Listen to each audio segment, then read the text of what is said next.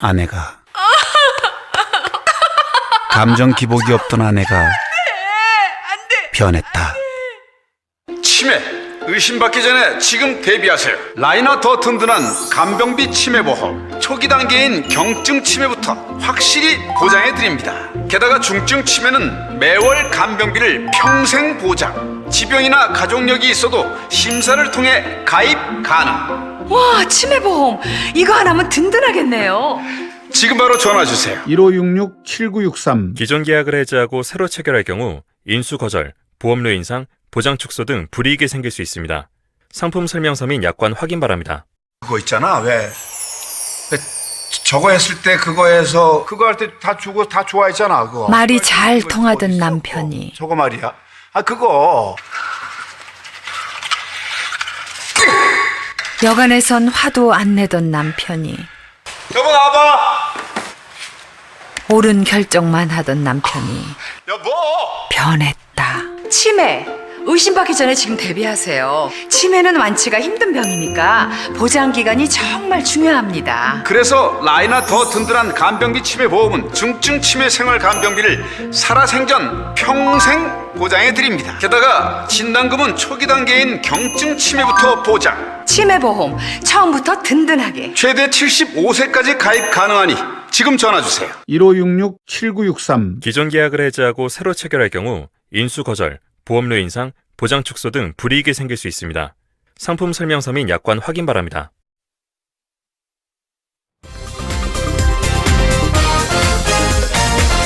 네, 여러분의 저녁 파트너 김종석입니다.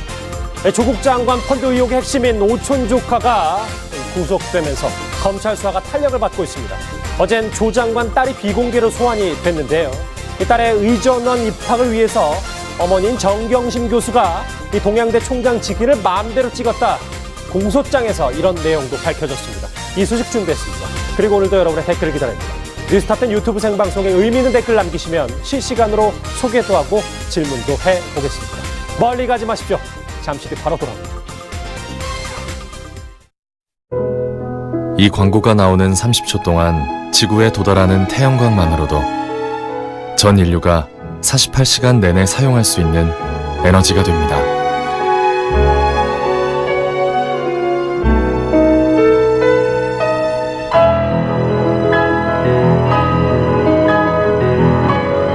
지속 가능한 에너지 기술을 이끌어 갑니다.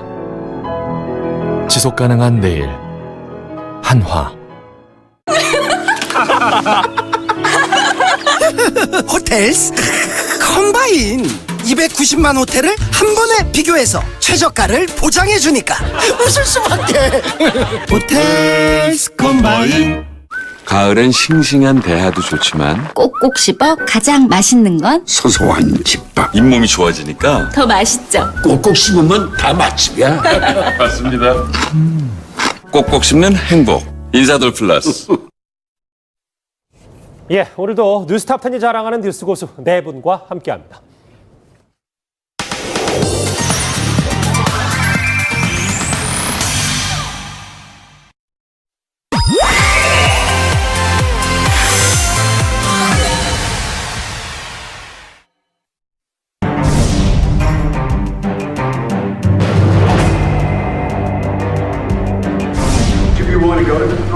Probably not. I don't think it's ready. I don't think we're ready for that. I would do it sometime, at some time in a later future.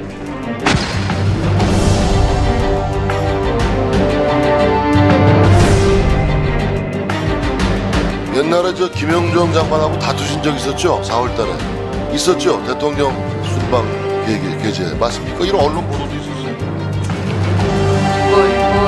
부인하지 않겠습니다. 예, 그렇죠?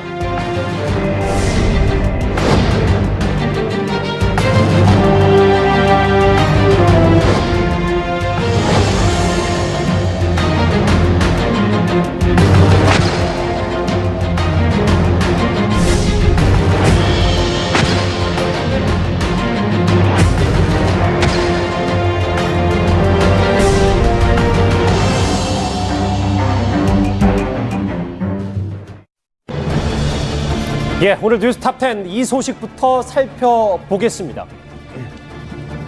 어제 김정은 위원장이 비밀 친서로 트럼프 대통령을 평양으로 초청했다는 소식 저희가 전해드렸었는데요. 네, 트럼프 대통령의 답이 나왔습니다. 같이 들어보시죠. The chairman can't invite you to North Korea. I don't want to comment on that. The relationship is very good, but I don't want to comment on that. Would you be willing to go to North Korea? Probably not. I don't think it's ready. I don't think we're ready for that. I would do it sometime, at some time in a later future. And depending on what happens, I'm sure he'll love coming to the United States also. But no, I don't think it's ready for that. I think we have a ways to go yet. 저는요, 트럼프 대통령이 저렇게 신중한 반응을 보인 것도 처음 본 것 같은데, 이현정 의원. 네. 일단 평양 가는 건 시기상조다라는 거네요. 그렇습니다. 오늘 저 이야기를 3번이나 반복해서 이야기를 했어요. 그만큼 아직까지 평양 갈 시간이 아니다라는 걸 확고하게 이야기를 한 것 같습니다. 아마 이제 김정은 위원장은 그 비밀 친서를 통해서 일단 평양을 초청을 해서 연말 중에 어떻게 하든지 간에 비핵화 문제를 1차적으로 마무리 짓겠다는 생각을 한 것 같은데, 트럼프 대통령 입장에서는 현재 뭐 사실은 어떤 면에서 보면 진전된 바가 전혀 없거든요. 하노이 싱가포르 회담 이후에도 사실상 비핵화 관련된 문제는 진전된 바가 없습니다. 만약 그런 상황에서 평양을 가서 빈손으로 돌아온다면 거의 재앙적 상황이지 않겠습니까? 아마 그런 측면 때문에 일단은 실무 협상을 좀 지켜보겠다는 차원에서 일단 평양 방문은 거절을 한 것 같습니다. 사실 저희가 이 북한 관련, 미국 관련 뉴스를 계속 보도를 합니다만, 저에게인즉슨 속내를 짚어보면 안채혜 소장님, 네. 이게 하노이 회담 이후에 비핵화 조치가 김정은 위원장으로부터 나온 게 없기 때문에 지금 그 이후에 달라진 건 아무것도 없는 거네요. 맞습니다. 달라진 게 없고, 트럼프 대통령이 이자 그 발표 중에 마지막에 김정은 역시 미국 오고 싶어 할 것이다, 이 대목에 좀 주목할 필요가 있는데, 즉 자기가 가는 건 좀 빠르지만 9월 이제 말경에 유엔 총회 때 김정은 위원장이 오는 건 어떻겠는가? 혹시 또 지금 실무 접촉도 잘 안 되는 게 트럼프가 평양으로 오라, 김정은 위원장 워싱턴으로 오라, 이거 가지고 지금 밀고 당기고 하는 것은 아닌가 하는 의심도 듭니다만은, 결국 북한과 미국이 내놓을 수 있는 비핵화에 대한 성과가 이제 지적하신 대로 비엔남 회담 이후에 아무것도 없으니까 중간에 이런 그 서로의 방문을 통해서, 방문 행사로 비핵화 성과의 그 말하자면 전혀 부족한 면들을 상쇄하려는 것은 아닌가, 이런 또 생각마저 듭니다. 자, 이렇게 남북미 정세가 매일매일이 다릅니다. 이번에는 우리 외교가로 가볼 텐데요. 청와대 국가안보실과 외교부의 분위기가 심상치 않았던 적이 있습니다. 화면부터 만나보시죠.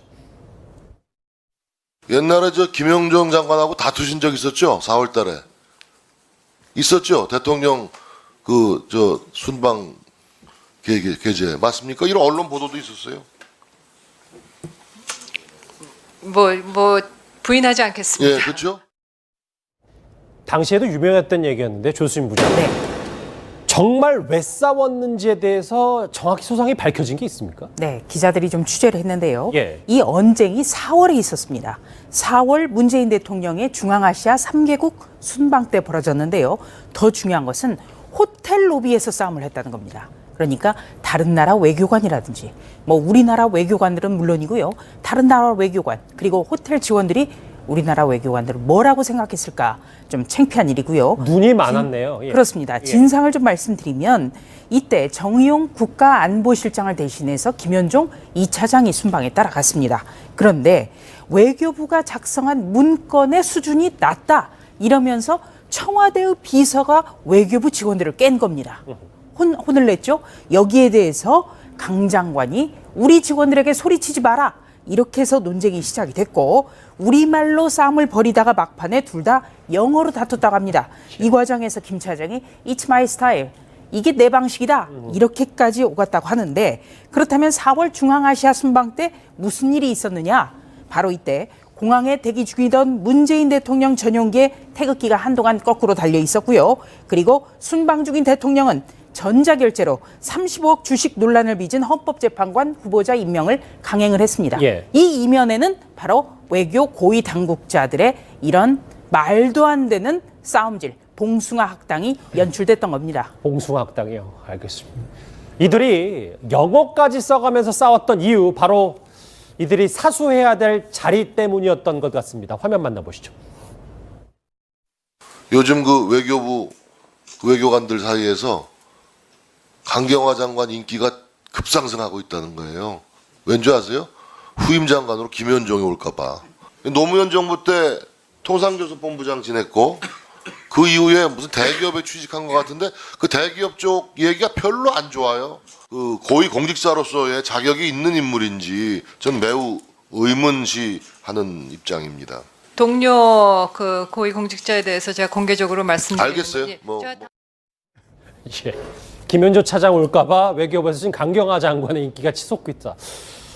그런 후문도 있고. 근데 이현정 의원님, 네. 근데 청와대에서 오늘 이 어제 저 국회 상황 관련해서 반응을 내놨는데 아니 뭐 일하다 보면 싸울 수 있는 거 아니냐라는 반응을 내놨습니다. 글쎄요, 제가 듣기로는 뭐 일할 수 있어요. 일하다 보면 싸우는 그 정도 수준을 좀 넘어서는 갈등이 지금 있는 것 같아요. 왜냐하면 두 사람 다 참 영어를 잘하자면 우리 정부 내에서 뭐 두 번째가 라면 서러운 사람들입니다. 뭐 꿈도 영어로 꿀 정도로 정말 영어를 생활적으로 쓰는 분들이죠. 근데 제가 알기로는 그날 싸움에서 사실상 처음에는 한국말로 좀 하다가 영어로 이제 싸웠는데 이 It's My Style 이야기보다 더 심한 이야기까지 나왔다는 이야기가 있어요. 그만큼 격렬하게 싸운 것인데 아마 이제 어떤 면에서 김현종 차장이 임명되고 나서 김현종 차장 원래 스타일이 그렇습니다. 이 통상교섭본부장 할 때도 본인이 일하는 스타일이 이 조직하고는 좀 이게 뭔가 비조직적인 인물이에요. 그러니까 일도 보면 직원들 다 퇴근하고 난 다음에 혼자 올라가서 일을 하는 스타일이었고 이제 그러다 보니까 직원 통상교섭본부장 할 때도 직원들과 갈등이 많았습니다. 그리고 또 삼성전자로 자리를 옮겼어요. 당시 이제 법무팀장을 했었는데 그때도 내부의 조직에 어떤 여러 가지 문제가 있어서 조기에 일단 퇴직을 했습니다. 이제 그만큼 어떤 면에서 김현종 차장 입장에서는 일단은 좀 혼자의 어떤 프라이드가 강하고 사람들과 잘 어울리지를 못해요. 이제 그러다 보니까 특히 외교부에서 그동안 사고가 많았지 않습니까? 이제 그래서 그거를 본인이 직접 전화를 해서 외교부 국장이나 뭐 과장들한테 이제 상당히 이제 질책을 한 거예요. 근데 강경화 장관 입장에서는 자기 외교부의 일을 지금 그 청와대 차장이 직접 간섭을 하니까 본인도 도저히 참을 수가 없었던 것이죠. 이제 그런 감정적인 갈등에다가 더해서 최근에 지소미아를 놓고도 사실은 강경화 장관이 거의 왕따 수준에 있습니다. 아마 결정 사실 거의 몰랐어요. 이제 그러다 보니까 이 갈등이 감정에 의해서 정책 갈등으로까지도 비화되고 있는 그런 상황 같습니다. 자, 문재인 대통령이 신임을 받는 두 외교 참모들의 갈등 앞으로 어떻게 전개가 또 될지도 좀 저희가 지켜봐야 될 것 같은데요. 그런데 어제 국회 외통위에서 난데없이 이 인물 얘기도 들려왔습니다. 같이 만나보실까요? 강경화 장관님, 예. 법무부를 영어로 뭐랍니까? 미국의 경우 Department of Justice라고 하는 걸로 알고 있고요. 아무리 정의가 어떻고 해서봤자 사람들 눈에 그거 정의롭지 않게 보이면 그건 정의가 아니라는 거지. 뭐 우리 부처의 이야기는 아닙니다만 이 법무부 장관이 과연 그 맹칭에 걸맞는 정의로운 사람이었느냐, 국민들 눈에 그렇게 보여야 된다는 거지. 외교부 장관 앞에서 김재경 장관은 꼭 조국 장관 얘기를 하고 싶었나 봅니다. 뉴스의 중심 인물인 건 분명해 보이는데요. 이 얘기는 뭐 추가 질문 없이 바로 다음 주제로 넘어가 보겠습니다. 다음 주제 이슈가 될 만한 얘기입니다. 주제 같이 확인해 보시죠.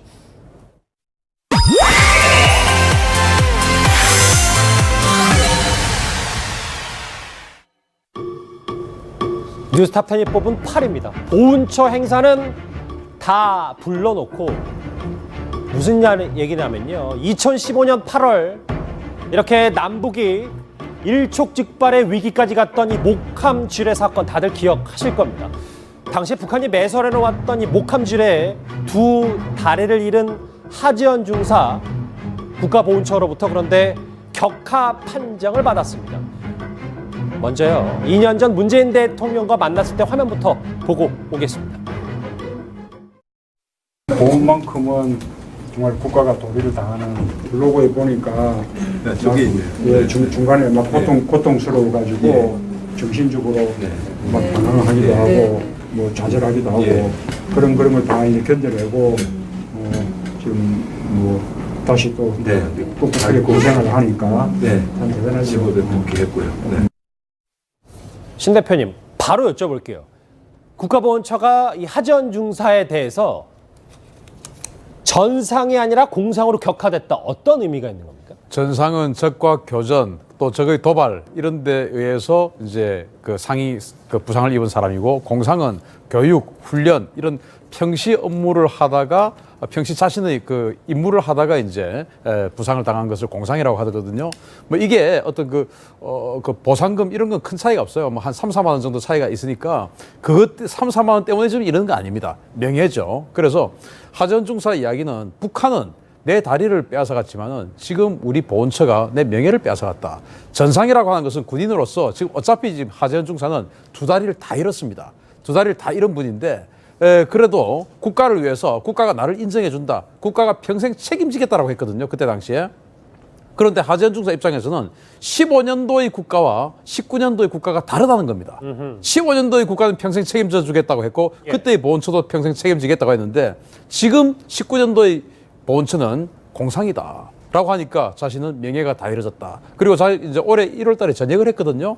원래는 사실은 이제 장기로서 전역할 때까지 55세까지 군에 남아 있을 수 있었는데 전역을 해서 지금 조정 선수를 하고 있습니다. 맞아요. 예. 그런데 지금 이렇게 명예가 사라졌으니까 정말 통탄할 노릇. 그러니까 본인 입장에서 실질적인 혜택은 차이가 없는데 거의 없죠. 그게 중요한 게 아니라 네. 예우와 명예를 어떻게 나한테 이렇게 할 수가 있냐라는 맞습니다. 얘기인 것 같은데. 네. 이제 그 3만 원, 4만 원 이것 때문에 이 정도로 지금 놀라야 되는 건 아니거든요. 다만 이 보훈처가 그동안 보여주었던 것이 우리의 기억에는 김원봉이나 이런 그 공산주의자들, 사회주의자들에 대해서 서운하려고 그렇게 노력을 하고 논란을 하고 했던 그 보훈처가 이렇게 우리 대한민국을 수호하기 위해서 자신의 두 다리까지 바치고도 의연한 모습을 국가를 위해서 보여주고 군을 위해서 보여주었던 이 사람에 대해서 전상이 아닌 공상으로 격하를 한다. 이것은 사실은 문제가 있죠. 자, 다리를 잃고 남은 건 명예밖에 없는데 라고 얘기했던 하재헌 중사. 자, 제가 방송 전에요. 직접 하재헌 중사와 통화를 했습니다. 자, 모든 게 좀 어처구니가 없지만 특히 화가 나는 건 이 관련 보도가 오늘 아침부터 나오고도 지금까지 국가보훈처로부터 어떠한 연락도 받지 못했다는 겁니다. 그 목소리 같이 한번 들어보시죠. 일단 처음에 결과를 들었을 때는 진짜 그냥 너무 어이없었어요. 왜 내가 공상이지? 일단 저한테는 뭐 아무런 연락이 온 게 없어요. 그리고 뭐 보훈처에서 뭐 이런 기사 나간 거에 대한 설명 보낸 거를 다른 기자분한테 받았거든요. 보훈처한테 뭐 직접적으로 제가 받은 건 아무것도 없어요. 그 정도만 해도 저한테 엄청 감사하죠. 근데 뭐 그런 게 전혀 없으니까 저희는 뭐 당연히 전상이라 생각했었고 보훈처에서도 뭐 각종 행사에 이런 거 있을 때 저 불러가지고 저는 다 행사 참석하고 했는데 결국은 이 지경까지. 조수진 부장, 제가 직접 통화를 해보니까 그런 말을 하더라고요. 그러니까 오늘 이렇게 보도가 나간 이후에 혹은 그 전에 판정 통보를 하고 이러이러한 상황 규정 때문에 어쩔 수 없이 이랬다. 뭐 좀 추가적으로 나중에 논의를 해보자. 라고 하는 전화만 왔어도 자기는 정말 감사했을 거라는 겁니다.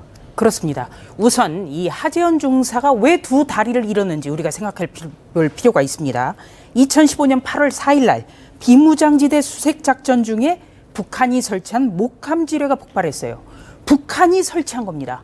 그렇다면 공상이라고 하는 것은 적과는 무관한 겁니다. 공무원 할 때 공짜고요. 전상은 적이 들어가는 거예요. 북한과 우리가 대치하고 있는 상황에서 북한이 설치한 목함지뢰 폭발로 두 다리를 잃었습니다. 그렇다면 이거는 전상인 거죠. 이거를 공상이라고 우긴다면 북한의 도발로 인정하지 않는다는 아주 끔찍한 결과가 되는 겁니다. 이게 굉장히 중요한 거고요. 국가보훈처의 영문명은 Ministry of Patriots입니다. 애국자, 맞아요. 나라를 위해 싸운 사람들을 위해서 담당하는 부처예요. Ministry of Justice, 정의라는 단어가 쓰인 법무부에 조국 장관이 어울리지 않듯이 이렇게 나라를 위해서 두 다리를 잃은 사람을 그냥 이거는 그저 그런 상처를 입은 사람이다 이렇게 판정하는 것이 과연 국가보훈처가 할 일입니까? 물어보고 싶습니다. 뉴스탑10의 전해 말이 하나 더 있어요, 이현정 의원님. 네. 각종 보훈처 행사에 참석하다는 요청. 물론 본인이 그런 말 안 했지만 정말 아픈 몸을 이끌고 본인도 정말 심경적으로 얼마나 힘들었겠습니까? 그런데 모두 다 가고 참석했는데 나한테 이런 예우가 돌아왔다? 참 생각이 많은 것 같더라고요. 자, 일단 하재헌 중사 같은 경우는 지금 그 보훈처에 보상심의위원회라고 있습니다. 자, 그 보상심의위 위원장이 더불어민주당 정책위 부의장 출신이에요. 거기 보면 뭐 민변 출신 변호사도 있고 합니다. 자, 여기서 이제 결정이 된 거예요. 지금 문제는 하재헌 중사 같은 경우는 군에서는 전상으로 결정이 났습니다. 당시 유엔사가 이 구체적인 조사를 해서 당시에 북한이 이 문에 바로 문에다가 앞에다 설치한 거거든요. 어떤 면에서 우리를 공격하기 위해서 의도적으로 설치를 한 것이죠. 자, 목함지뢰 때문에 결국 이제 다리 잃었기 때문에 전상이다라고 결정한 겁니다. 근데 이게 보훈처로 넘어와서 결정이 뒤집어진 거죠. 자, 생각해 보십시오. 보훈처가 어땠습니까? 손혜원 의원 부친에 그걸 주기 위해서 보훈처장과 국장이 직접 손혜원 의원 사무실로 가서 전화하지도 않은 신청서를 대신 써주면서 결국 서운을 했지 않습니까? 자, 그런 보훈처가 지금 우리 이 젊은 하재헌 중사 같은 경우는 수술을 전신마취를 해서 12번 수술을 했어요. 그래서 다리를 잃고 결국 그래도 힘을 가지면서 희망을 가지고 자기가 군에 대해서 봉사하겠다는 생각을 가지고 있습니다. 자, 지금도 어떤 자신의 어떤 이걸 딛고 일어서서 지금 장애인 조정 선수를 하고 있어요. 자, 그런 지금 용사한테 이거를 전상이 아니라 공상이다라고 하는 게 과연 보훈처가 왜 있는지 저는 묻고 싶습니다. 자, 이렇다면 과연 우리의 어떤 그 젊은이들이 나라를 위해서 과연 목숨 바치겠습니까? 보훈처가 왜 이런 결정을 내릴 수밖에 없었는지에 대해서 오늘 야당 이렇게 분석했습니다. 같이 들어보실까요? 국민의 생명과 안전을 지키는 국방의 임무를 다하던 중 적의 도발로 상위 군경이 된 우리의 자랑스러운 영웅입니다. 하지만 김정은 정권 눈치나 보는 이 정권의 보훈처에서 결국 하중사의 명예마저 강탈해버렸습니다. 야당은 일단 저렇게 주장하고 있고, 안소영님, 바른미래당 유승민 의원은 그러면 이 북한 지뢰, 목함 지뢰가 아니라는 거냐라고 반문을 했습니다. 그렇죠. 북한 지뢰가 아니라는 거고, 저 심사위원들 말대로는 저는 명백하게 이것은 북한의 눈치 보기가 아니냐. 왜냐하면 이 전선 지역이라는 것은 저분이 그 다리가 날아간 지역은 바로 DMZ 아닙니다. 예. 어느 나라 군대든 전선이라는 게 있는데 북한군도 우리도 DMZ하는 전선입니다.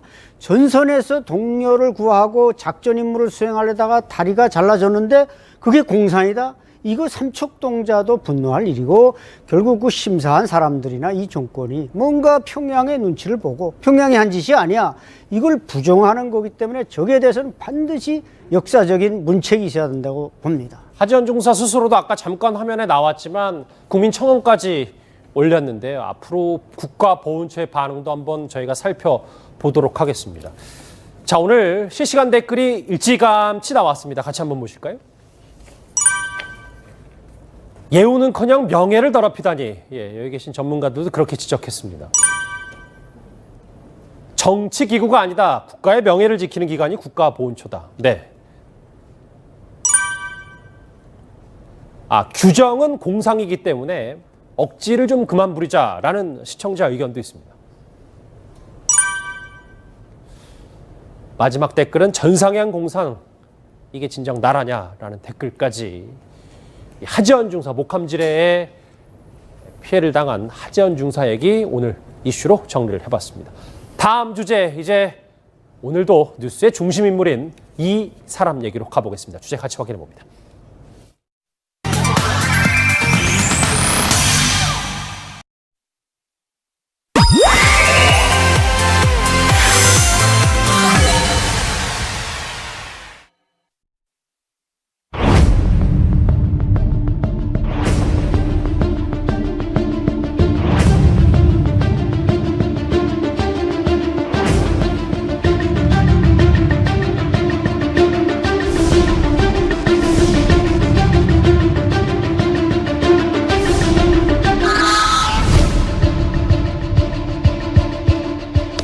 오촌 조카에게 모든 책임을 뒤집어 씌우는 소위 꼬리 자르기가 이루어지는 것이 아닌지.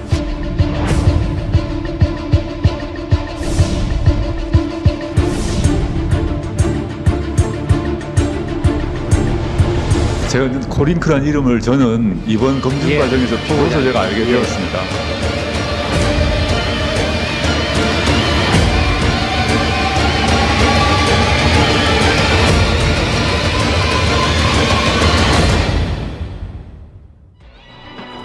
예, 오늘 조국 이슈 여기부터입니다.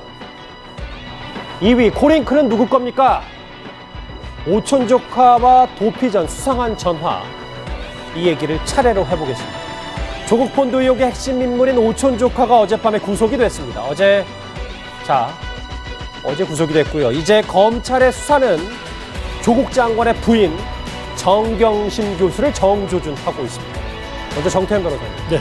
어제 이 오촌 조카의 구속 여부, 구속이 될지 말지가 수사의 분수령이라고 했는데 이제 검찰 수사 완벽히 탄력을 받는 겁니다. 사실은 지난번에 그 웰스 CNT하고 또 이 코링크의 명의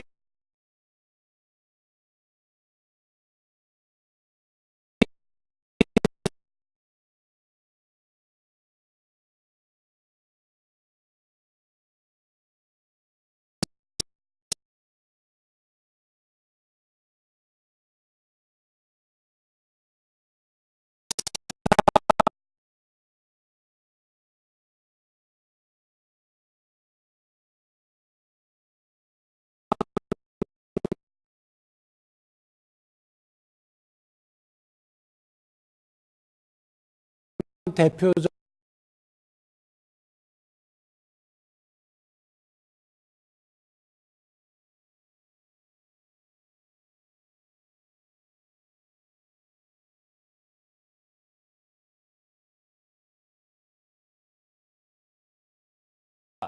참 많이 들었던 얘기 중에 하나인데 이제 주어만 바뀌어 있습니다. 이현정 의원님. 네. 화면을 보면 이 정경심 교수가 오촌 조카의 부인에게 5억 원을 빌려줬는데 이게 거의 사실상 이 펀드의 종잣돈이다. 그러니까 실질적인 전주가 정경심 교수다라는 게 지금 계속 밝혀지고 있어요. 우리가 이명박 전 대통령이 구속되기 전에 다스가 누구 겁니까? 이런 이야기를 많이 했지 않습니까? 저는 그 비슷한 사례가 지금 또 코링크가 누구 겁니까? 라는 이제 문제가 불거진 건데요. 사실 우리가 그동안 알고 있기로는 조 씨가 설립한 코링크 P라는 회사에서 2017년도에 조국 장관이 민정수석 되자마자 2달 뒤에 돈을 투자를 했다. 사모펀드 투자했다. 이 정도까지가 그동안 나온 사실이었거든요. 근데 지금 검찰 수사를 지켜보니까 사실상 코링크 P라는 이 회사를 설립을 한 종잣돈을 댄 게 바로 정경심 교수라는 사실이 새롭게 드러난 겁니다. 그렇죠. 즉 정경심 교수가 2015년도 말에 이 지금 현재 조 씨의 아내의 통장으로 돈을 5억 원을 송금한 흔적이 나온 거죠. 자, 그래서 이 돈을 가지고 코링크 P라는 회사가 설립을 한 겁니다. 그러면 이때 당시에는 조국 장관이 서울대 교수 시절이에요. 그렇다면 이 시절에 조국 교수의 부인이 왜 그러면 이런 어떤 회사에 물론 돈은 빌려줬다고만 합니다. 그러니까 모른다고 하지만 근데 지금 어떤 면에서 보면 돈을 빌려줬고 그 돈으로 설립을 했다라면 코링크 P라는 회사의 실질적인 어떤 주인이 되지 않느냐는 그런 의문을 가질 수가 있는 거거든요. 그렇다면 자기가 어떤 면에서 실질적인 주인인 회사에 거기에 사모펀드에 투자를 했고 그리고 한다면 실적으로 코링크를 만든 사람과 운영하는 사람과 실제 이 회사에 투자한 사람과 이게 어떤 면에서 같은 게 아닌가. 그렇다면 이게 자본시장법이라든지 공짜윤리법에 위반되는 게 아닌가. 이제 그런 의혹들이 지금 새롭게 나오고 있는 그러니까 말씀하신 거는 원래 지금 구속된 오촌 조카가 실소유주 아니냐 이 펀드에. 그런데 지금 조금씩 드러나는 베일을 벗는 게 뭐 종잣돈이든 실질적인 전주든 조국 후보자의 조국 장관의 부인도 실소유주의라고 판단할 수 있다는 대목입니다. 그렇죠. 왜냐하면 이 돈 자체가 결국 흐름 자체가 이 돈의 원래 주인 누굽니까? 바로 정경심 교수예요. 이걸 빌렸다라고 하지만 형식상으로 빌렸겠죠. 그러나 이 회사를 설립한 돈이 저 돈이라면 실제로 조 씨는 자기 돈 한 푼도 없이 이런 회사를 설립을 하고 사모펀드를 운영하고 했다는 것이죠.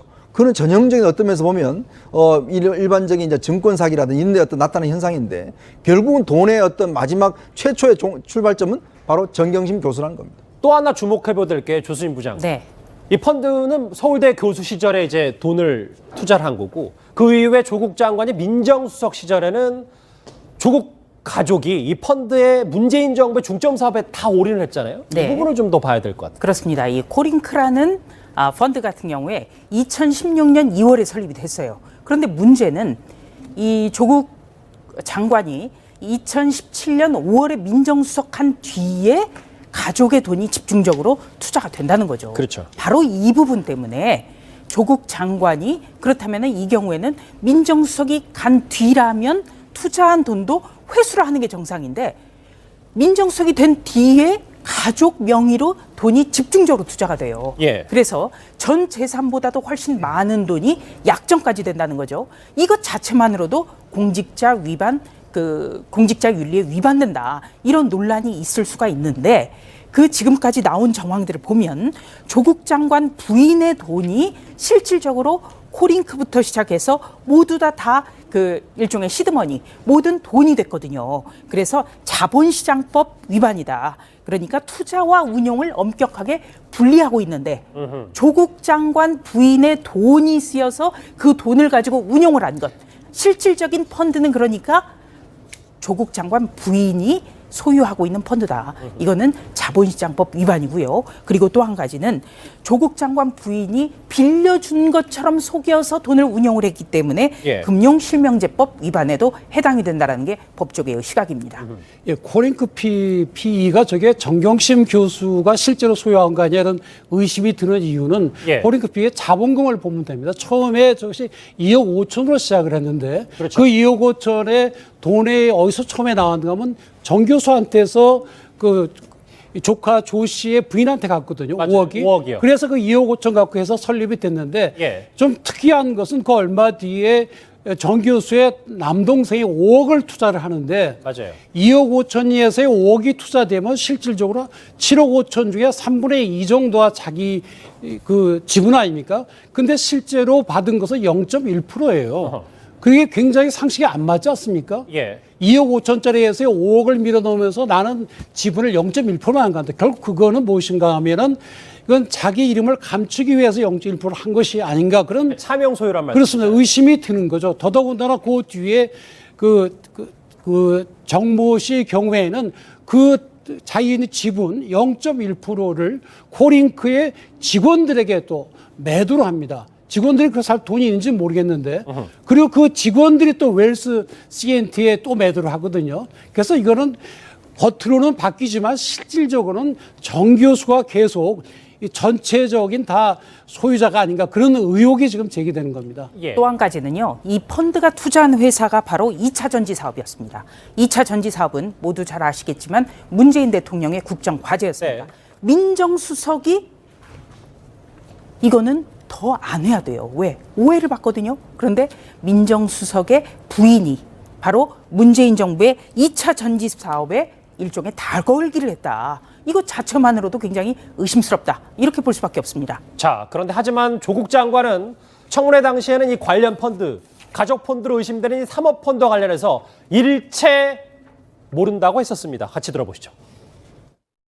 웰스 씨한테 투자를 하는 이유는 딱 한 가지밖에 없습니다. 가족 펀드가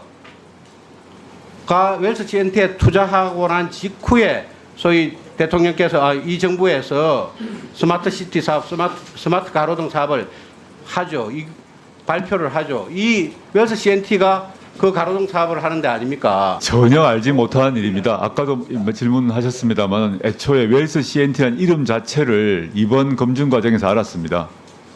저나 제 가족이나 웰스 뭐 이런 회사 자체가 어떻게 운영되는지 어디에 공사를 했는지 자체를 모르고 있습니다. 자, 그럼 핵심은 이걸 거예요. 코링크가 정말로 정경심 교수의 입김이 정말 셌다면 이 모든 과정을 조국 장관이 알고 있었느냐 할 텐데. 그렇죠.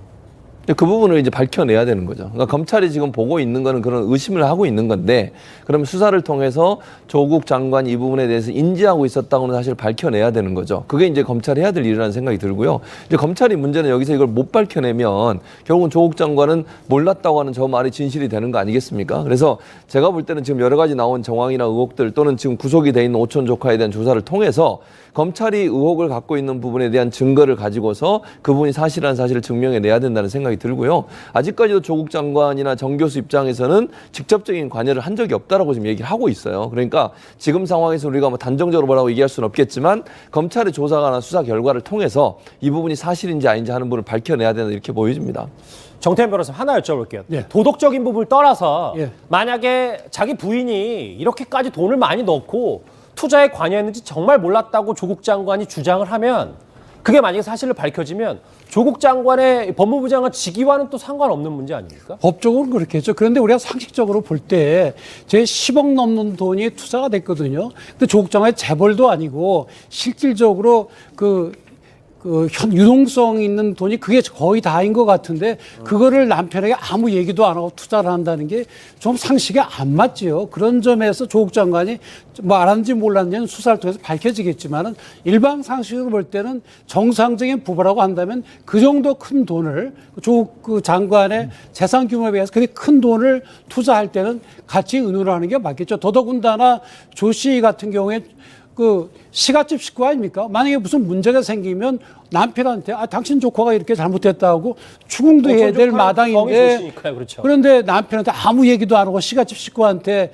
그렇게 많은 돈을 빌려준다는 건 굉장히 좀 상식에는 좀 어긋나는 얘기죠. 그리고 또 한 가지 살펴볼 것이 이 코링크의 총괄 대표로 활약했다는 조국 장관의 오촌 조카 구속영장 발부됐거든요. 이게 굉장히 중요합니다. 이 발부된 구속영장 혐의 중에 하나가 공직자윤리법 위반 혐의가 들어가 있는 것으로 확인됐다는 보도가 나왔습니다. 처음엔 그랬죠, 어제. 그렇습니다. 아니 오늘 아침까지도 지금 확인이 된 거죠. 아, 그래요? 네. 그렇기 때문에 공직자라면 조국 장관밖에 없거든요. 그렇기 때문에 이미 검찰은 조국 장관을 공범으로 보고 지금 수사를 진행하고 있다. 우리는 이렇게 생각할 수가 있습니다. 자, 이 코링크 실소유 정말 얼마나 관여했는지가 이렇게 조국 장관이 알고 있었는지까지 번지고 있습니다. 자, 그런데요. 자, 구속된 오촌 조카가 도피 직전에 이 정경심 교수와 이 집중적으로 통화를 한 것으로 알려졌습니다. 이 가족 펀드에 대해 사전에 입을 맞춘 게 아니냐라는 의혹이 나온 겁니다. 음악은 나오고 화면을 같이 보실게요. 이현정 의원. 네. 자, 사전에 전화를 물론 뭐 오촌 조카와 전화를 할 수 있어요. 분명히. 뭐 이건 구속되기 전이니까 도피 직전이라고 하더라도. 근데 이 시점이 좀 저희가 중요한 거 아니겠어요? 그렇죠. 이게 지금 보니까 이 정경심 교수 같은 경우에 이 사건이 어떤 불거지는 그런 과정 속에서 이렇게 직접 이제 조 씨하고 통화를 해서 여러 가지 어떤 이야기를 했고, 이 조 씨 같은 경우는 또 도피한 상황에서 그 웰스 NCT에 거기에 최모 대표와 통화를 하면서 자, 이러면 다 죽는 케이스다. 그다음에 조국 장관이 낙마할 수도 있다. 청문회에서 조 장관이 이렇게 이야기를 할 것이다. 라는 등등의 이야기를 했지 않습니까? 그리고 또 실제로 조국 장관이 본인이 기자회견 때 그 또 운용보고서, 즉 펀드 운용보고서라는 걸 가지고 나왔어요. 거기에 보면 실제로 했던 투자 저처를 밝히지 않아야 된다라는 그런 내용이 들어가 있습니다. 그래서 본인은 어디에 투자했는지 몰랐다라고 이야기를 하고 있어요. 근데 그게 어떤 면에서 보면 이 직전에 조작된 문건이라는 것이 이제 그런 이야기가 나오고 있는 거거든요. 그렇다면 실제로 조 씨가 외국으로 도피하는 과정, 도피 직전에 그럼 정 교수하고 무슨 이야기를 했겠습니까? 물론 이거 뭐 나중에 밝혀지겠지만 그 통화 내용이 이제 의심스러운 것이고, 근데 정 교수가 보면 이 이후에도 뭔가 증거인멸의 여러 가지 행동을 많이 합니다. 왜냐하면 본인이 집에 있는 컴퓨터에 하드디스크를 교체한다든지, 그다음에 이렇게 통화를 한다든지 등등을 통해서 보면, 그러니까 이 사건 자체가 지금 점점점 커져가고 있는 상황에서 어쩌면 사태를 수습하기 위한 아니면 입을 맞추기 위한 여러 가지 통화를 한 흔적들이 나오기 때문에 상당히 증거인멸의 어떤 혐의를 지금 받고 있는 것이죠. 그러니까 왜냐하면 정태현 변호사님, 이게 오촌 조카가 그 투자사 대표와도 전화를 하면서 우리 뭐 다 죽는다 이렇게 인사청문회에서 밝혀지면 뭐 난리가 난다라는 얘기를 했는데, 또 공교롭게도 그 시점 전후로 해서 정경심 교수가 통화를 했다? 그러니까 특히 이제 그 녹취록이, 그 녹취 파일도 이제 뭐 입수가 돼 있다고 하니까 거기에 의하면 사실 그 조국 장관의 조카가 그 청문회 돌아가는 일정도 다 파악하고 있었고, 무슨 질문을 할 것이고 어떻게 대답할 것인가도 알고 있은 그런 정황이 보이거든요. 그럼 그런 사실 누군가 가르쳐 줬을 텐데, 해외에 있는 사람에게. 그 점에서 정 교수거나 아니면은 조국 장관 측에서 조모 씨와 분명히 연락을 했을 걸로 보이는 그런 의혹이 제기가 되는 겁니다. 특히 이제 조모 씨 같은 경우에는 이제 그 익성이나 뭐 IFM을 얘기를 하는데, 그 경우에 또 문제가 되는 게 뭔가 하면 2017년 5월 달에 민정수석으로 취임을 하는데 그 회사는 2017년 6월 달에 설립이 됩니다. 그리고 2017년 7월 달에 한 달 뒤에 정부가 그건 2차 전지라든지 그쪽 산업을 집중 육성하겠다는 얘기가 나오거든요. 그렇다고 한다면 그것은 그런 거에 대한 정보를 미리 입수를 했다는 얘기죠. 그래서 그런 얘기가 나오면 안 된다 하고 조모 씨가 얘기를 하고 있고, 또 웰스에서 실제로 10억 5천 또 나가거든요. 장부서는 10억 5천이 대여금으로 되어 있는데 10억 3천을 조모 씨가 현금화했다는 거 아닙니까? 명동 사채 시장에서 그 현금화했다는 그 돈을 불법적으로 사용했다는 조항이 있는 거죠. 근데 여기서 의심스러운 게 그야말로 의혹이지만 이게 정경심 교수가 투자한 돈이 10억 5천 아닙니까? 예. 그게 상당히 액수가 비슷해요. 혹시 그쪽으로 간 것은 아닌지 아니면 조모 씨가 그 돈을 가지고 어떤 그 공무원이라는 데 뇌물로 사용한 것인지 그런 의심이 이제 나오는데 그거는 이제 그 조카가 되는 조모 씨가 뭐 진실을 밝혀야 될 걸로 보입니다. 검찰 수사에서 가장 중요한 거는 신빙성입니다. 그 사람의 진술이 엇갈리거나 계속해서 거짓으로 드러나면 뭔가가 있다라고 생각합니다. 일관성이 없다면. 그렇습니다. 그런데 조국 장관의 청문회 때 조국 장관은 이렇게 이야기를 했어요. 이 펀드는 증권사 직원, 그러니까 한국투자신탁의 직원이 수익률 괜찮다고 해서 투자한 것이다. 이렇게 얘기를 했습니다만 이 한국투자신탁의 직원은 권유한 적 없다. 벌써 이렇게 얘기를 하고 있어요. 지금 그래서 청문회에서 생중계된 영상 기록, 그러니까 조 장관이 했던 발언 하나하나가 지금 서서히 뒤집히고 있는데 그래서 청문회를 잘했다는 겁니다. 자, 오촌 조카와 투자사 대표만 전화를 하는 게 아니라 정경심 교수도 오촌 조카와 도피 전에 통화를 했다. 자, 그런데요, 야당에서는 오늘 이 오촌 조카의 구속을 두고 꼬리 자르기가 돼서는 안 된다 이렇게 얘기를 했습니다. 나경원 원내대표 목소리 들어보시죠. 조국 펀드의 실체를 입증하기 위한 매우 중요한 진전을 이뤘다고 볼 수 있습니다. 혹여나 오촌 조카에게 모든 책임을 뒤집어 씌우는 소위 꼬리 자르기가 이루어지는 것이 아닌지 많은 국민들이 의심하고 있습니다. 그런 구태하고 기만적인 수법으로 이 상황을 모면하고 덮으려고 한다면 그 훗날 그 화는 2배, 3배가 되어서 돌아올 것입니다. 꼬리 자르기 얘기. 최준봉 교수님, 예.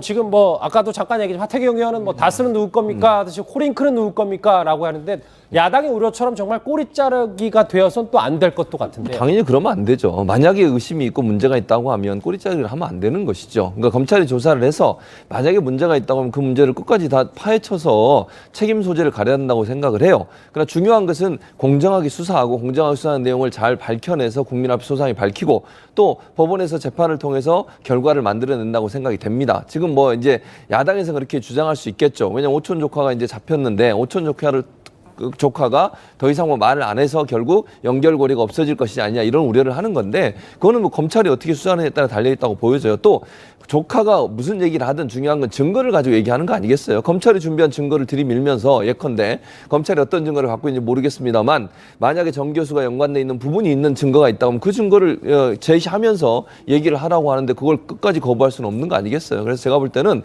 검찰은 수사를 정확하고 분명하고 명확하게 하는 것이고 그 결과에 대해서 어떤 경우가 나오든 그것은 꼬리 자르기나 이런 부분이 아니라 국민 전체의 수상이 밝히는 게 반드시 필요하다는 생각이 듭니다. 조수진 부장, 수상한 전화 논란도 있고 지금 코링크 정말 실소유주가 정경심 교수 아니야라는 의혹도 정황으로 좀 드러나고 있긴 한데 지금 입원 중이라는 보도가 있어서 정경심 교수를 공개 소환이 가능한지에 대해서 물음표들이 많이 찍는 분들이 있습니다.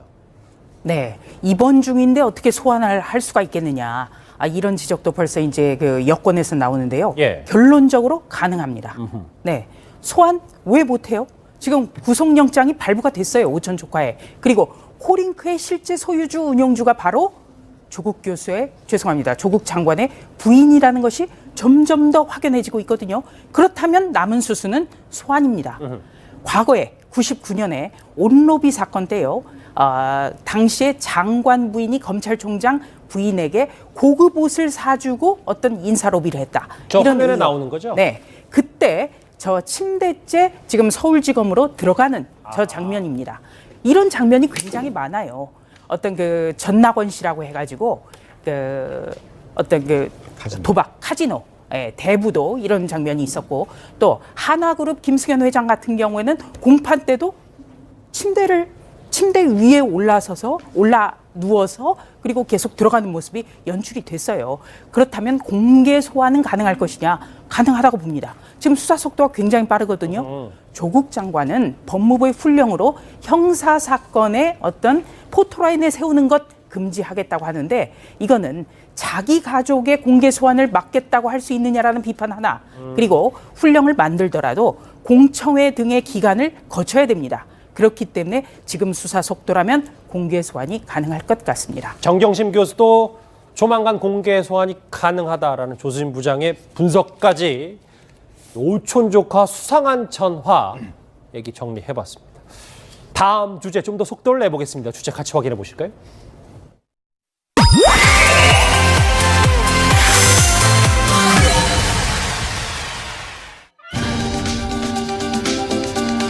네가 어떻게 나를 배신해? 이 얘기입니다. 현재 모처에서 입원을 하면서 검찰 소환을 기다리고 있는 정경심 교수입니다. 그런데 그의 배신감이 극에 다다른 것 같습니다. 한국투자증권 직원 김모 씨의, 그러니까 자산관리인의 구체적인 진술 내용이 어제부터 오늘까지 새롭게 하나씩 이렇게 알려지고 있습니다. 이현정 의원님, 화면 같이 보실까요? 어제 원래 그 자산관리인의 증언에 따르면 윤석열 총장에게도 배신감을 토로했다는 게 정경심 교수였는데, 오늘 알려진 건, 새롭게 밝혀진 건 이 자산관리인에게 야, 네가 왜 이러냐? 이걸 어제 거였고요. 다음 제가 짚었던 걸 보실까요? 예. 템포가 좀 빨랐습니다. 예. 네가 왜 그러냐? 어떻게 내가 나한테 이럴 수 있냐라는 얘기를 했다고 합니다. 어제 아마 이제 그 이야기를 전달해 드렸는데요. 이 김모 씨 투자증권 직원 같은 경우에 정경심 교수가 아마 5년 동안 자신의 어떤 PB 역할을 했던 것으로 보여집니다. 그래서 뭐 여러 가지 하여튼 뭐 집안의 뭐 일 자체도 다 돌봐주고 했던 것 같아요. 근데 이 직원이 이제 아시겠지만 그 정경심 교수의 집과 그 연구실에 있는 하드디스크를 교체를 해줬지 않습니까? 예. 근데 지금 이 그 직원 같은 경우 이번 사건의 가장 키맨이 될 수 있다라는 전망들을 저희 어제 했거든요. 이제 그 이제 상황들이 점점 더 드러나는 것이, 이 직원이 지금 현재 5차례에 걸쳐서 검찰 조사를 받았습니다.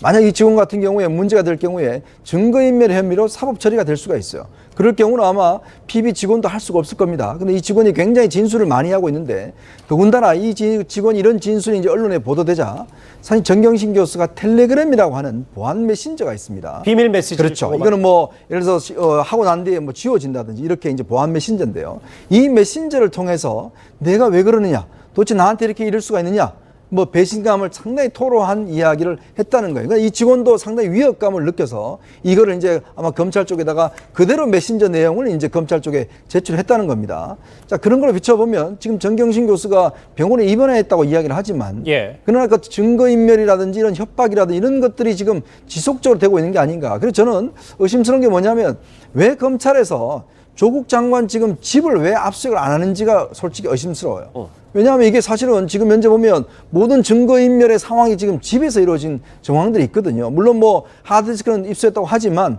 그러나 지금 보면 그 집에 있는 여러 가지 어떤 증거가 쌓여 있는 상황인데 왜 조국 장관의 눈치를 보고서 안 하는지, 저는 지금 단계에서는 조국 장관 집을 압수수색을 해야 될 때가 아닌가, 이런 협박 문서도 밝혀진 만큼 그렇게 생각이 됩니다. 협박과 가까운 압박이기 때문에.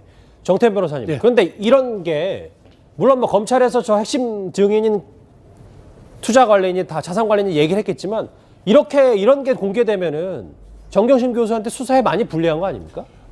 향후 이제 재판을 받게 되면 굉장히 불리하죠. 왜 그런가 하면 뭐 한국투자증권 김모 씨는 하드디스크를 이제 자기가 숨겨둔 그 경위가 자세히 얘기를 할 것이고, 아마 정경심 교수는 아니라고 얘기하겠죠. 그러면 법원 입장에서 누구 말이 맞는지를 판단을 해야 되는데, 저렇게 참고인에게, 지금은 아직 재판이 시작이 안 됐으니까 참고인에게 심리적 압박을 가한 사실이 밝혀지게 되면 정 교수가 앞으로 법정에서 뭐라고 얘기하건 그거는 믿을 수가 없는 것으로, 신빙성이 없는 것으로 되기 때문에 상당히 불리하게 작용할 가능성이 매우 높습니다. 알겠습니다.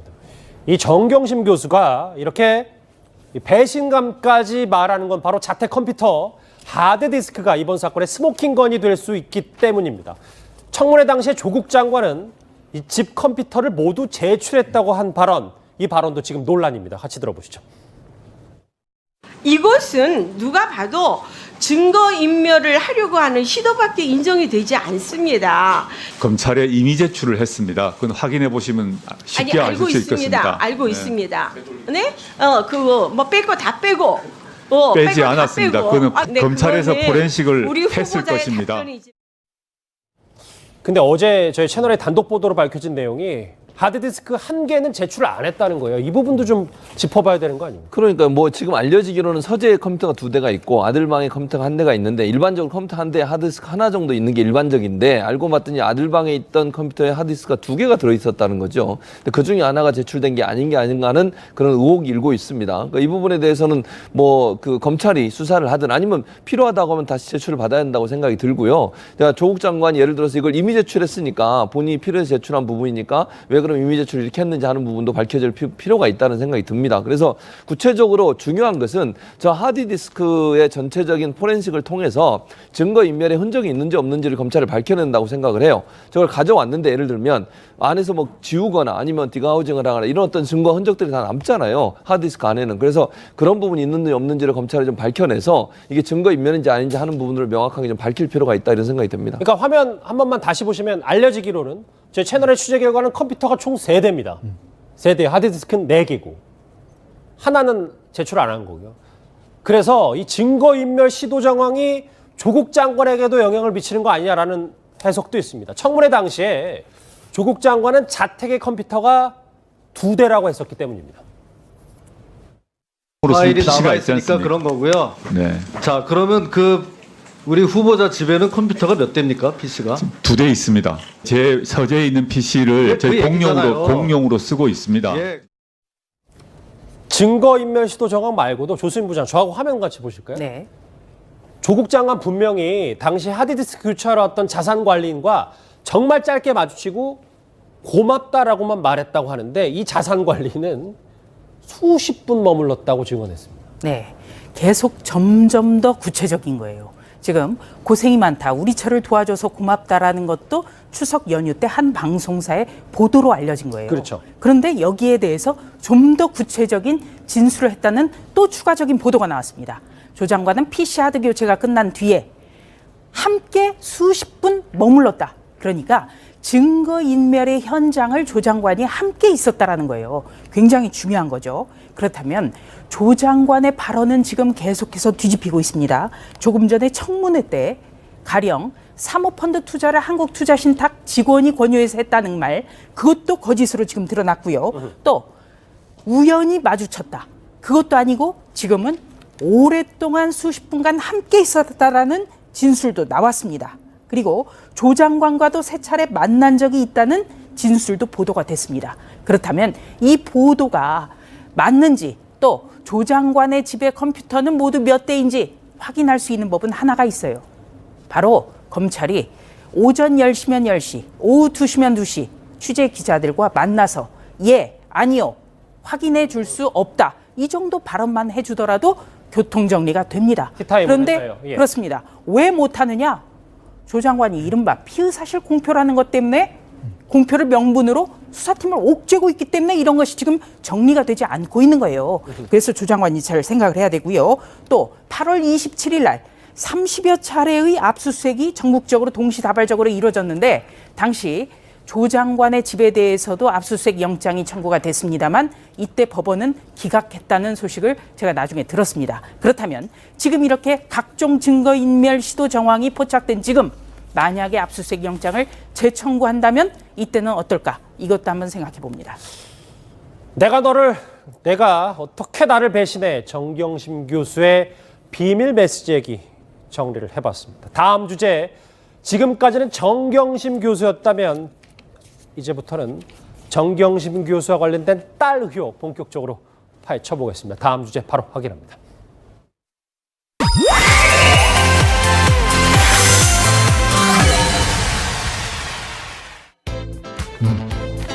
뉴스탑10이 뽑은 1위, 이제부터는 조국 딸 의혹에 대해서 집중해보겠습니다.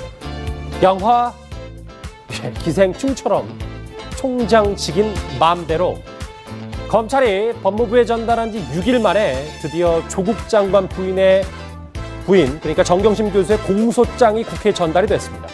그런데 공소장엔 정경심 교수가 딸의 의전원 진학을 위해서 총장 직인을 마음대로 찍은 내용이 적혀 있었습니다. 정태현 변호사님. 네. 이 정도면 정말 뭐 누구 말 맞다나 빼도 봐도 못할 증거가 되는 겁니까? 제가 만약 저 사건의 수사 검사를 한다면 뭐 일단 동양대 총장을 불러서 조사를 할 것이고 그런 표창장을 줬는지 또 그 표창 관련해 그 학교 직원 그리고 이 동양대학 표창장의 양식은 어떻게 생겼는지 그걸 조사를 하겠죠. 그리고 이 표창장의 내용이 진실하고 맞는지를 조사를 할 겁니다. 그리고 이 도장이 찍혔다고 한다면 그 도장을 찍혔으면 어떤 대장에 그것이 돼 있는지를 확인할 겁니다. 근데 이 표창장은 지금 말씀드린 여러 가지 점에서 다른 표창자가 다르다는 점이 밝혀졌기 때문에 검찰은 위조됐다고 확신할 수밖에 없는 걸로 보입니다. 우선 이 봉사활동 기간도 정 교수가 취임하기 전부터로 돼 있거든요. 예. 근데 상식적으로 그것도 안 맞지요.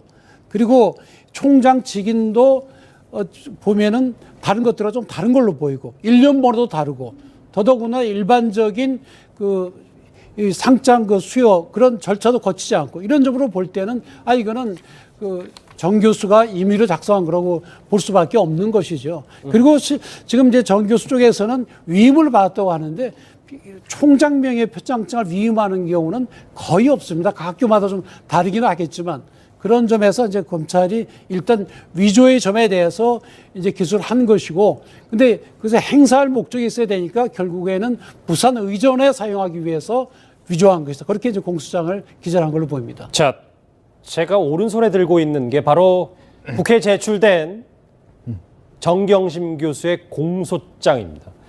조금 더 안을 좀 들어가서 보실까요? 조금 감독님 클로즈업을 좀 부탁드릴게요. 여기 보면 뭐 잘 보이실지 모르겠지만 서울중앙지방검찰청하고 여기 피고인 교수 사립대학교라고 써 있는데요. 그 뒷장에 조금 좀 짚어볼 내용이 있어서 다시 한번 이 부분을 살펴보겠습니다. 조금 더 클로즈업 부탁드릴게요. 예, 요 부분입니다. 피고인은 성명 불상자 등과 공모하라는 부분이 이 공소장에 있어요. 지금 내용은 뭐 저희가 띄어서 얘기를 할 겁니다만 조수인 부장.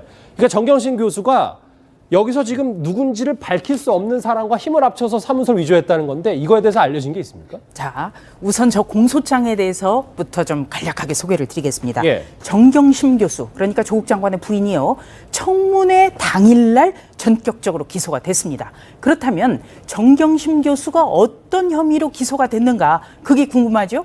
그것을 알 수 있는 게 바로 공소장입니다. 통상적으로 법무부는 국회 법사위원들이 자료 제출을 요구하면 공소장을 보내줬었어요. 그런데 이번에는 계속 버티다가 김도읍 한국당 의원에게 오늘에서야 보내준 겁니다. 거의 일주일 만이더라고요. 그렇습니다. 그래서 바로 우리 김종석 앵커가 들고 있는 바로 공소장이 그런 결과물로 아주 어렵게 입수가 된 겁니다. 예. 그런데 이 공소장 내용에는 뭐라고 적혀있냐면 딸 이름 옆에 총장 직인을 임의로 날인했다. 그러니까 임의로 도장을 찍었다라는 거예요. 그렇다면 이 도장을 누구와 함께 찍었는가, 이 부분도 검찰 수사 대상이거든요. 그런데 이 대상에 대해서는 아직 특정이 되지 않았거나 아니면은 이거를 일부러라도 숨기고 수사해야 될 목적이 있을 겁니다. 그렇기 때문에 성명 불상자로 적은 거예요. 근데 재미있는 거는 성명 불상자가 학교 직원일 수도 있고 또 조국 장관의 딸이 포함됐을 가능성도 저는 있다고 봅니다. 아하. 네, 왜냐하면 예. 우리가 최순실 씨 딸 정유라가 학력 위조 혐의를 받았지 않습니까? 예. 이때 이화여대 총장과 대학장 기소되면서 이때 정유라가 공동정급으로 판결문에 언급이 됐어요. 그러니까 결과적으로 이 표창장을 위조하는 것을 조국 장관 딸이 알고 있었느냐, 이것이 핵심입니다. 그러니까 조 부장님 말씀대로 공모라는 건 실제로서 행위를 같이 해야만 되는 것은 아니고 서로 의논해서 서로 위조하기로 했으면 그것이 이제 공모가 되거든요. 그 점에서 공소장의 내용 말씀 끊어주셔서 공소장의 예. 내용만 따르면 예. 야, 이거 총장 직인 좀 마음대로 찍자, 이거 의논하도 이런 것도 다 공모가 되는 의논이죠, 의논. 네. 전체적으로 위조하자, 그렇게 서로 의논이 됐으면 공모가 되는 거죠. 어허. 자, 그런데요, 조국 장관은 과거에 이 동양대 표창에 대해서 표창장 받은 건 사실이다, 그리고 위조된 것이 드러나면 책임을 지겠다고 말했었습니다. 관련 목소리 들어보시죠. 중학교, 고등학교 학생들 영어로 가르치는 거 실제 했습니다. 실제 활동을 했고 그에 대한 그 표창장을 받은 건 사실입니다. 뭐 동양대학교 표창장이 위조됐으면 당연히 법무부 장관 못하죠. 제 처가 그걸 했다 그러면 법적인 책임을 져야 되고 누구나 법 앞에 평등하다 생각합니다. 부인이 했다면, 처가 했다면 법적인 책임을 받아야 한다. 이현정 의원. 네. 공소장의 내용과 조국 장관이 청문회 때 얘기한 게 180도 달라요? 그러니까 지금 일단 검찰이 사실은 그날이 이제 이게 공소시효 만료 날이거든요. 어쩔 수 없이 사실은 그날 이제 조사도 없이 이제 일단 그 기소를 한 거 아니겠습니까? 왜냐하면 그날 넘겨버리면 아무런 기소할 수가 없습니다. 그렇게 될 경우는 검찰이 책임을 져야 되기 때문에 어쩔 수 없이 한 거거든요. 근데 그 내용들을 이제 보면 상당히 검찰도 조사를 많이 한 것 같아요. 어떤 여러 가지 정황들에 대해서 이야기를 하고 있는 건데 문제는 아마 조국 장관이 그날 청문회 때 한 이야기입니다. 결국 이제 본인이 이게 날조되면 책임을 져야 된다는 것이고, 근데 말이 보면 제 처가 그걸 했다면 처가 책임을 져야 될 것입니다. 이런 이야기를 했거든요. 이거는 뭐냐면 이런 상황에 대해서 어떤 자기 책임으로까지 오는 것에 대해서는 인정하지 하고 있지 않아요. 그러니까 뭐냐면 만약에 자신의 부인이 정 교수가 그랬다면 정 교수가 책임을 져야 된다. 이 선에서 긋고 있거든요. 그래서 이제 일각에서는 만약에 정 교수가 사법 처리되더라도 조 장관이 이 문제와 관련해서 본인이 사퇴를 한다든지 그러지 않지 않겠는가. 이런 전망까지도 솔직히 나오고 있습니다. 그러다 보니까 결국은 이게 법적인 책임이란 게 우리가 아내가 예를 들어서 다 했는데 장관이라는 사람은 아무 책임이 없다. 그렇기 때문에 자기는 장관직을 수행해야 된다. 이런 정말 어떤 면에서 초유의 상황도 벌어질 수가 있는 겁니다. 예. 네, 중요한 것은 바로 조국 장관이 동양대 총장과 전화통화 사실을 시인했다는 거죠. 그게 아주 중요한 대목입니다. 동양대 총장에게 아내가 전화를 거는 도중에 바꿔서 통화를 했거든요. 이때 조국 장관이 부인인 정 교수가 위임받은 것으로 표창장 문제 해달라 이렇게 이야기를 했어요.